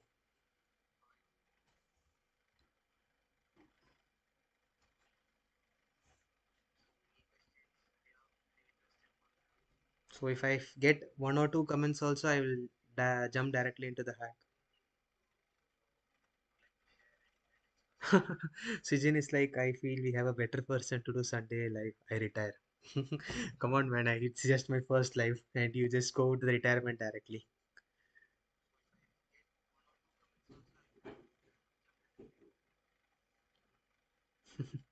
Okay, fine. I think I'll just go with the hack, because like we just finish this and we'll come up with the general content. You can ask me any questions later. So I'll show this. So where I would like to talk about Chat GPT. So in Chat GPT, I am not sure how many people know this thing. There is a section called Explore GPTs, and in Explore GPTs, you can see, discover, and create custom versions of Chat GPTs that combine instructions, extra knowledge, and add a combination of skills. So these are some custom made GPTs for you. And I'm going to show one particular thing where you can go for resume, ATS check or something, or evaluator or something. Like I'll just go with resume evaluator or something. Yeah, so this is there. So this is a very popular. So you can see there are a lot of variations of GPTs, but this is the one that is used the most, and that comes in the highest one. So let me take this particular thing, and I will go with start chat. So what you do in websites when you go for an online ATS evaluator will just give you the ATS score. But this is a chat GPT specifically for resume evaluation and ATS. So I can just upload my this one. Hmm, I need to check where my resume is. Yeah, I have my resume. So I am just uploading the document, and I can give a chat or a query saying that I would like to get this resume evaluated. I am applying. My keyboard gets stuck sometimes. Yeah, I'm get applying for a ML engineer job in biomedical. So like give me suggestions to modify my resume, or like give me some tips uh, along with the ATS score. So when you do this, it will try to do. So it is saying it has taken my resume, it has done the evaluation, and it is saying all the comments. So you can see, right, it is saying relevant. So I am 80% relevant for the job, and it is saying 70% I have for the keywords. So it is saying what and all keywords I can use to increase the ATS, and you can see the formatting, presentation, blah blah blah, all the other things. So my ATS score overall is a 72, and it is giving tips also. So you can just make a personalized chat just on your resume and ATS, instead of Just coming with the ATS score, it is giving you a lot of the other things, and you can ask more and more things, and it will give you tailor-made recommendations. Or you can combine LinkedIn with this also. Just give the LinkedIn post also link. So let's say I am applying for a particular job. Take that link, put it here, and put your resume and say, is this resume relevant for this particular job? It will give you more insights. So this is the small hack I wanted to show. I will make a separate in-depth video on this also. There are many more hacks I have in my hand, but this one I just wanted to show right now. So how relevant or how did you like this hack? I would like to see some support in the chat. So Sijin is like, do you think ATS score is good for non-technical roles? I think it's more suitable for technical roles. Yeah, I feel yeah, because the concept of ATS itself arrived to reduce the time for managers and HRs, because thousands of applicants are applying, and they are trying to shortlist based on a score, right? ATS can help to find the candidates that are better for a job. Instead, like if you have a good, what, irrespective of the domain, irrespective of tech, non-tech, whatever a job, it is expected to have basic set of professionalism, and having a good formatted resume is one professionalism that comes under it. So if you don't have a good resume, then that shows the lack of professionalism, and that itself is not that sufficient. So I feel ATS might can help, but I think it's if you're working in a large company, a large organization, and you don't have time, then ATS is good. If you're working in a small company and you want like let's say you have only 10 to 15 applications, it's better you review them all and then take, instead of going for ATS. ATS helps to save a lot of time. But let's have the expectation or assumption that whatever company we apply to uses ATS, and keep our resume in accordance to the ATS only. So Biomed guy is like, don't we need a premium for web access in ChatGPT? So ChatGPT 4.0 Pro version, you get access for half an hour in per profile. So Jugaad I can say is create multiple. Everyone will have 3 to 4 mail IDs. Use that, you will get around half an hour to, you get 1 to 2 hour time with Pro GPT, or else ask any friend who has Pro GPT and get it from them. So yeah, I think half an hour is more than enough, man. You just create, you what you can do is like go with the basic ATS checks, find if everything is good, and if you want to check for something advanced or very specific or tailor made, then go with ChatGPT. So you can take the LinkedIn, as I said, take the LinkedIn post job, put that link in the chat GPT query, and also put your PDF, and also give a specified prompt saying that this is the job and this is my resume. Can you say, is it relevant for that? Or what should I add more so that it makes my resume more relevant for the job?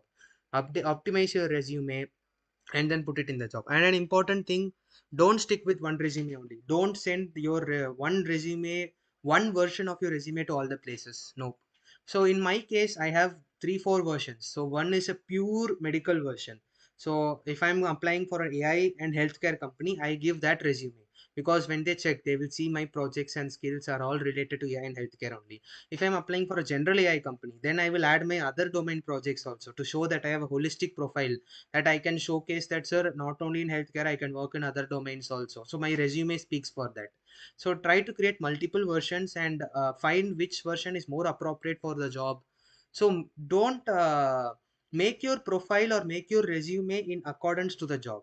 Don't search for job in accordance to your profile, because if you do the thing I said first, then you can try applying for a lot of companies, and changing your resume is not a big thing. It will just take few minutes time only.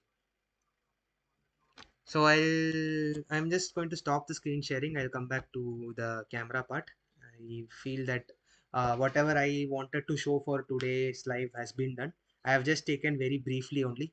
Don't worry, I will be creating separate videos on each of these topics, and we'll be creating playlists accordingly. So I'll just change my camera quickly.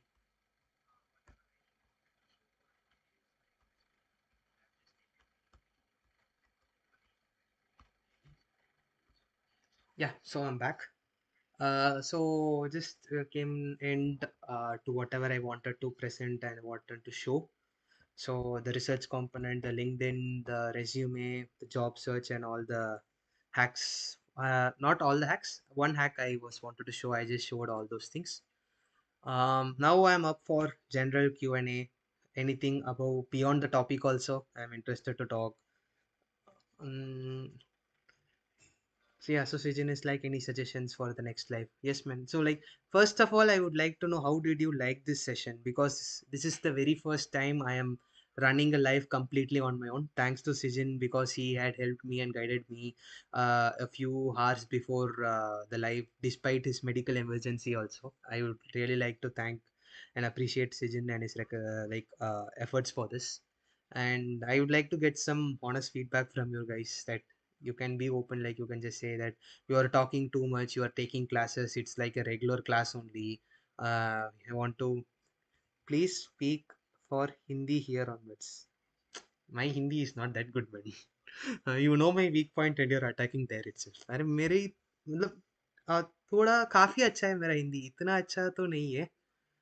मतलब कैसा है तो मेरा उम्र 22 है। तो पिछले 21 साल मैं चेन्नई में था, तो मेरा प्राइमरी लैंग्वेज तमिल ही था।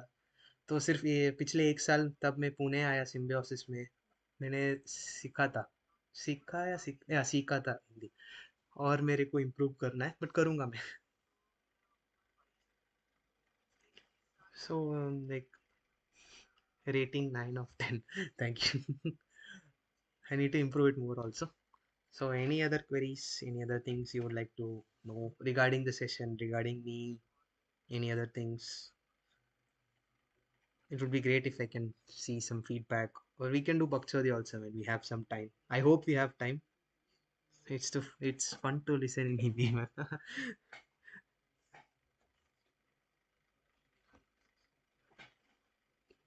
Yeah, so I would like to talk something personally beyond what I do. So, like from the professional aspects, you would have seen Biomed गई मतलब मैं चला, tata bye bye, okay. So yeah, so what I do is professionally you would have seen about me that I do a lot of research. You would have seen I have 20 publications and all the other things. So, but I am not that boring research person you just see because I do a lot of things beyond that. You have to have a good life balance. Life is not only about education, research, job, money, career. I used to be that guy in my bachelor's and all. I If they ask me, like, they people in my bachelor's used to ask me money or love or work or life or these kind of questions and all. And earlier I was like money. I used to run that money life, like money is life, career is life. I used to go behind all these things, but later only I got to understand that that's just one part of a life and there are many more things beyond that. And this is the age that we have to explore a lot of things. So I do a lot of traveling also. So like I am in France here, whenever I get time I go to visit other countries. So November starting I went to Spain, I went to Monaco. So next month I'm planning to go to Italy, Germany, Switzerland, Belgium, Netherlands, Luxembourg. I have a greedy plan because I have 15 days of winter holidays and I'm planning to cover a lot of countries. So this is the chance I have, man, because my visa is here for 6 months only and I need to make the most use of it. And apart from that, staying alone, you will definitely, I obviously recommend everyone to stay away from their home at least for a quite a small duration in their life, because when you stay alone, you will understand and learn a lot of things that whatever things I try to say now you won't understand. सब सब जगह जाओ, बस India नहीं आना। क्यों भाई? India तो वापस ही आऊंगा मैं। इंडियन है तो पेट्रियोटिज्म होना चाहिए ना, जो भी है हमारा देश के लिए हमको करना है।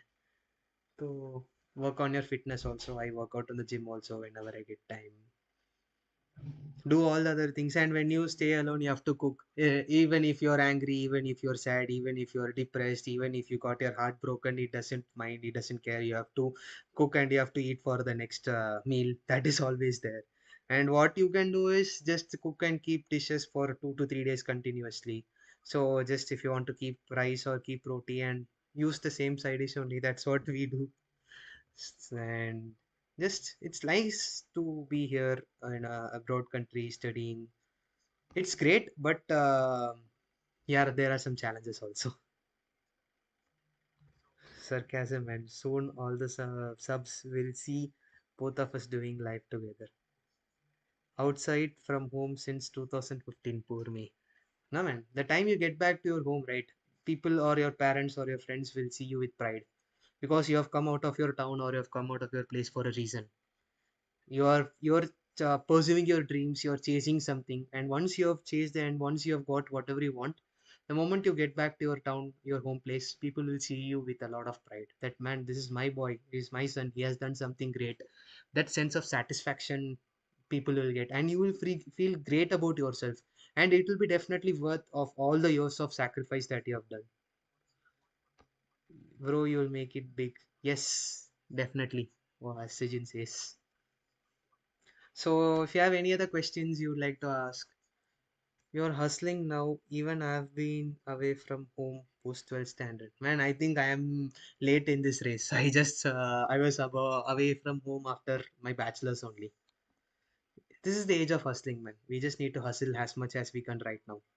Work as hard as you, because your body will tend to do it right now. It will help with you, it will coordinate with you. But as you age old and old, your body won't cope up with you. So try to work as much as hard and try to hustle as hard as you can right now. So that later, when you want to settle, you will settle bigger. So you will try to live the life that many people dream when you work hard, when many people sleep. I don't know why I'm giving motivation classes right now.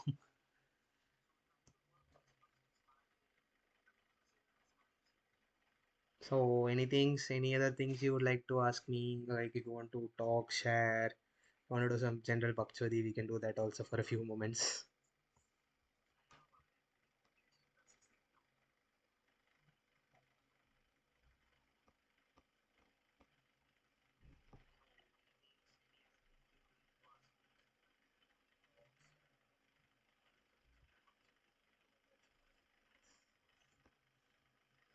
Okay, just awaiting for some comments. If anything interesting you would like to ask, it can be professional also, but I feel we are done with professional for today. Let's go with some casual. Bro, I guess you are from REC. I am also from REC student. Only tell me about the placement in REC related to BME. Oh man, how can I answer this question? Like, it's quite okay. I won't say it's great because what happens is the companies come for biomedical. I think there are companies that come, like Zifo was a company that comes and hires. Like what happened in my, I passed out 2 years ago. So in my batch, Zifo took only I think 4 or 5 biomedical students. But my junior batch they took around 20 to 25 students from biomedical. So each year the trend changes according to the needs of the company.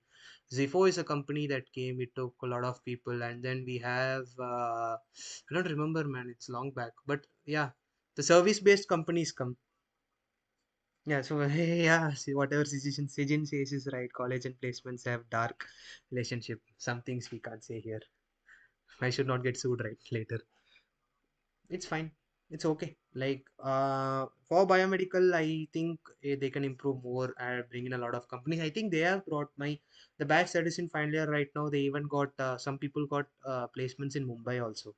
Like not limited to Chennai, also they're going for other cities also. So it's improving. It takes some time also to improve more. So Sarvesh, are you like studying biomedical in Rajalakshmi? Which year are you in? Or are you from any other department? Zifo is Chennai-based company, more suitable. Yes, it's more suitable for biotech. But every year they change their need because you know what happened 2 years ago in my batch, biotech they took 20 people. But last year, that is my next batch, they took 20 from biomedical and less from biotech. So every year their demand changes, their need changes. So based on that, they take people. But if you have a research background, then I feel you can get more chances into Zifo because it's a clinical and research based company only, and if you have a research background, then there are high chances you might get into it. I can't guarantee. No bro, I am first year student BME only. Okay, great, that's nice. And I forgot to mention one thing. So I have been partnering up with Sijin, in this channel so Biomed Bro has officially become Biomed Bros, and he is going to take more on the side of biomedical, and I am going to focus more on AIML side only. So I have posted a video on the roadmap to conquer AI. So how to start AI from scratch and what to study and all where to study. And I am planning to put separate videos in each concept in the roadmap.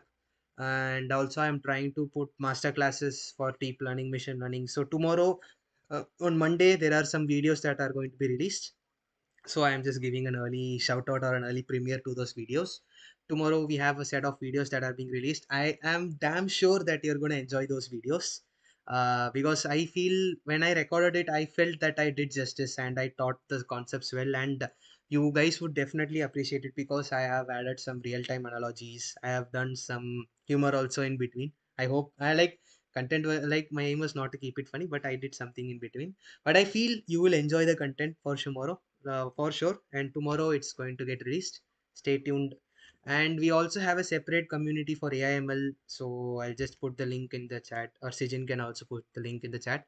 I recommend you guys to join it. So as similar to the main community we have in WhatsApp, students can post their queries, but this community is more specific towards AIML, and you can definitely ask questions beyond the biomedical domain also. We are always free to answer the questions. The thing why I collaborated here is I am more interested, because my profile as a person, I am biomedical and AI. So I feel this was the right collaboration for me and Sijin to collaborate together and work on this. So whatever references or citations I will take in my videos, upcoming videos will be primarily from the medical domain only, because biomedical, because this is yet another biomedical engineer's job. So applying AI, applying machine learning, deep learning to solve healthcare problems is what a biomedical engineer would also do. So that is yet another biomedical engineer job, and I feel I would focus more on that, and this is the right platform to show that. So tomorrow we have a set of videos that are going to be launched. I have not set the topic because I'm keeping it a surprise. And tomorrow, once it gets released, you can watch the videos. I am expecting good reactions from the people. And after that, I will be. We are planning a lot of videos, and join in the community for the AIML community. I'll just post the link. Just a minute. Um, so Yeah, I've just taken the link and I'll just put it in the description or in the chat. Yeah. So tomorrow onwards, you'll have so many videos. Medical IQ. Yes, my man Sijin is also gonna start posting a lot of videos. So we'll have a lot of videos coming from these days onwards. So I have just mentioned the. I think it's not appearing as a link in the chat, but I think it's in the description. So in this live video description, you can find down the link for the community. So once you get, you just give a request. We'll accept it mostly, and then once you join the community, maybe a few days later or tomorrow if we find time, or a few days later, I will keep a Google meeting or some any other virtual meeting for the members in the community of AIML community, because I would like to get feedback from you guys on how to take videos and what kind of videos you would like. Because me and Sijin for the past few days, every night we used to have a Google meeting, and we used to discuss a lot of things, and like what kind of videos can we take, how can we take this channel further ahead. But above beyond whatever we plan, it's obviously for you guys only. So if you give us the suggestions, or if you can tell what you are interested in, we will make the video specifically and tailor made for you. So in that way, I would feel that you guys would also get benefited, because we are trying to give the content that you need the most. So we'll have a Google meeting. Okay, it came up in the chat is the it is the chat, the link for the group is in the chat. It's also in the description, so you can feel free to join the community. You can ask whatever questions you have. So it's not like that's a very professional group. You can post stickers also. You can do whatever fun. You can have Bakshodi also. Have put random polls. We'll have a lot of interaction. Let's take it fun. And apart from me, there are some other people also who will be helping. So I have called up some of my seniors, juniors, some of my colleagues or some of my classmates who will be helping in addressing your questions also. So if you have questions like how to learn AI from scratch, what is the roadmap I should follow, shall I do this, shall I do that, if you have any questions you can ask from me. Yeah, I will try my level best to answer the questions. I will keep the group as a priority to answer the questions, but sometimes if I don't get time, my colleagues and other people are there to back me and help me up. So they will also answer the questions. So whatever queries you have, you can ask us. So if you have any doubts in codes, you have any error you want to help us, you want to sort us with, or if you want to talk about some project ideas, if you want to do anything, you want to share some research papers, have your achievements, you can share your achievements in the group also. People will get motivated and inspired. You can do whatever you want related to that. We are just keeping the group wide and open. You can share whatever things you want. And a few days after, I'll keep a Google meeting for the community members, and we will interact and we will try to find out what you guys need in specific, so that I can tailor make the content for you and it will be beneficial for all. So I feel we can come and end to the stream. So if you have any questions, I'll just wait for a few minutes. If you guys have any questions, you can ask me. I will help you with the questions. I will give you answers. If you want to do any bakchodi with me, also I can do. So if you want me to do anything else, also I'll try.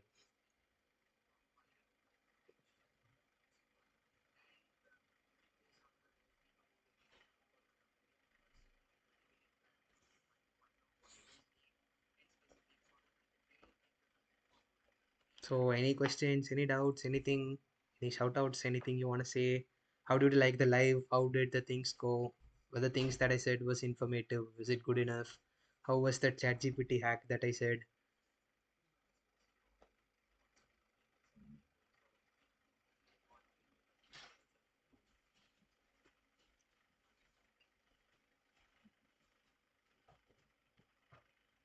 Any comments, guys? You want to share anything?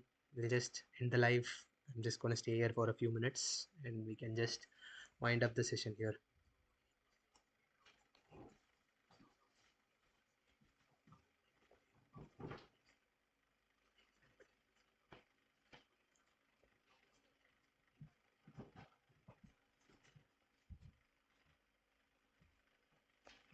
Yeah, that's definitely it's a great journey. Starting from zero, starting from scratch to 2000, and majority has been done by you only, man. More to come. Yes, now we both have collaborated. So Biomed Bros. It's the start of Biomed Bros. Let's see how far and how ahead we can go. It's definitely more to come, and for sure a lot of videos are going to come. Me and Sijin are continuously planning. We are planning for a lot of things.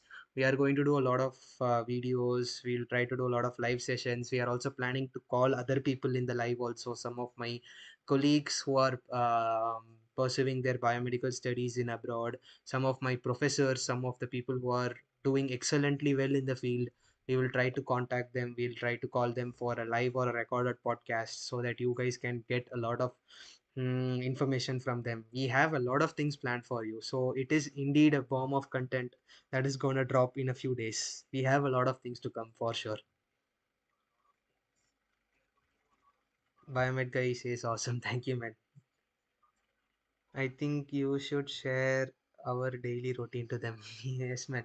So I think Sijin, one beneficial thing or one thing that matches is my time difference and Sijin's night work schedule. So begin Sijin works night shift and I have a 4.5 hour time difference. So what happens is when I finish my research bank and I finish my gym and I come back evening, so it would be around late night for him, and we will try to fit in a 15 minute or a half an hour schedule because Sijin continuously has a lot of meetings and he's in his work, and in between we try to find the crunch time, and in that time we will meet, we'll share all our ideas, we will plan what we should do for the next week or so, schedule our calendars.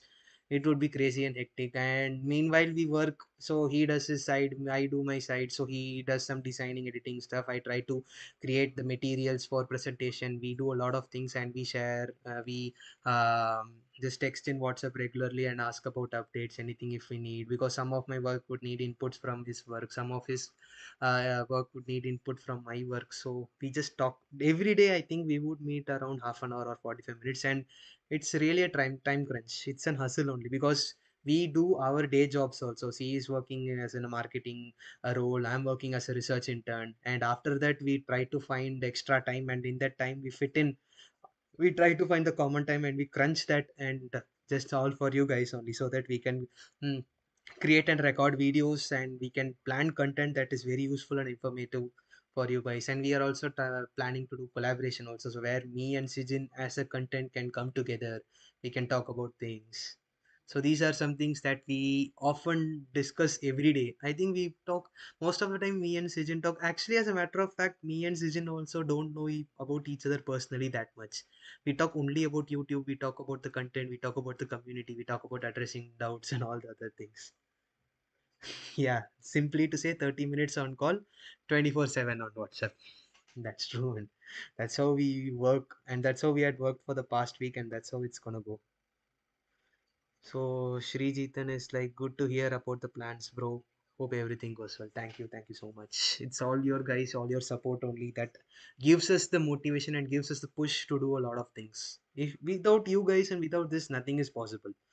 Without the people that you are commenting here continuously, the people who are watching the live stream, and all the 2130 subscribers, if I'm not wrong, we are very grateful for all the people here. And if not for you guys, then nothing of this is possible, because we try our best, we do all the record and we do all the videos, but ultimately it's for you only.